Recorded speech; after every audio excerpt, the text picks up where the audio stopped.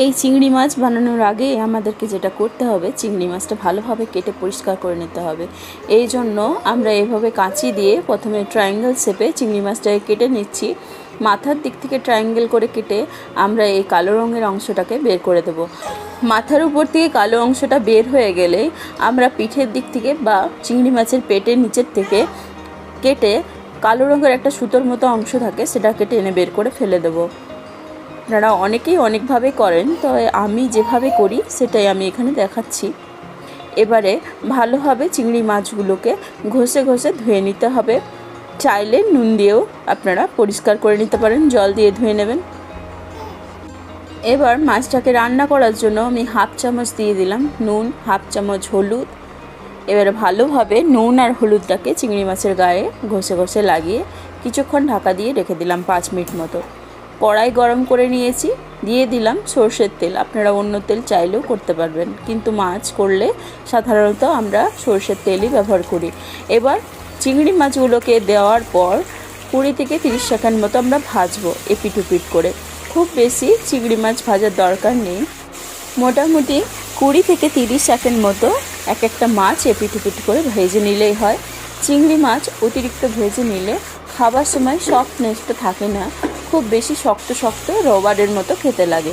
এই জন্য মাছটাকে আমরা কম ভাজবো, আর রান্না করার সময় তো মাছটা এমনিতেও সেদ্ধ হয়েই যাবে। এবার তেল থেকে ঝেড়ে ঝেড়ে প্রত্যেকটা মাছ আমি তুলে নিয়ে রেখে দিলাম।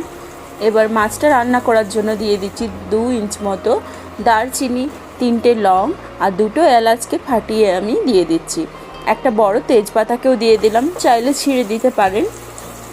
গোটা গরম মশলা দিয়ে ফোড়নটাকে ভেজে নিয়ে কিছুটা গোটা জিরে দিয়ে আমি ফোড়নটাকে আবারও ভেজে নিচ্ছি। ফোড়নটা ভালোভাবে ভাজা হয়ে গেলে সুন্দর গন্ধ যখন বেরোবে, 1 চামচ ভর্তি করে আমি এখানে আদা রসুনের পেস্ট দিয়ে দিচ্ছি। আদা রসুনটাকেও একটু ভেজে নিয়ে একটা বড় সাইজের পেঁয়াজকে পেস্ট করে রেখেছিলাম, সেটা দিয়ে দিলাম।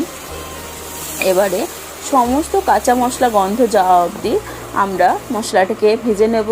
দিয়ে দেবো স্বাদ মতো নুন, আর দিচ্ছি সামান্য হলুদ, দিয়ে দিচ্ছি 1 চামচ মতো লাল লঙ্কার গুঁড়ো যাতে ঝাল হয়। এবার দিচ্ছি হাফ চামচ মতো ধনে গুঁড়ো, জিরে গুঁড়ো।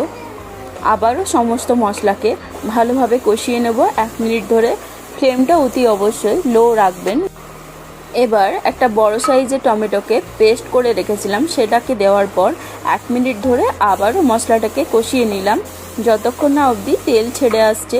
এবার তেলটা ছেড়ে আসলে এখানে কিউব করে কেটে রাখা পেঁয়াজগুলোকে সাইড থেকে দিয়ে 30 সেকেন্ড মতো ভেজে নেব। খুব বেশি সফট করব না, যাতে ক্রাঞ্চিনেসটাও থাকে, সেই অনুযায়ী আমরা এটাকে ভেজে নেব।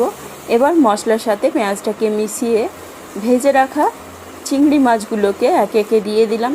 পাত্রে থাকা তেলটাকেও দিতে ভুলবেন না, কারণ এটা ফ্লেভারটাকে বাড়িয়ে দেয়। এবার সমস্ত মশলাকে ভালোভাবে চিংড়ি মাছের গায়ে লাগিয়ে নিয়ে হাফ কাপ মতো জল, গরম জল আমি এখানে দিয়ে দিলাম।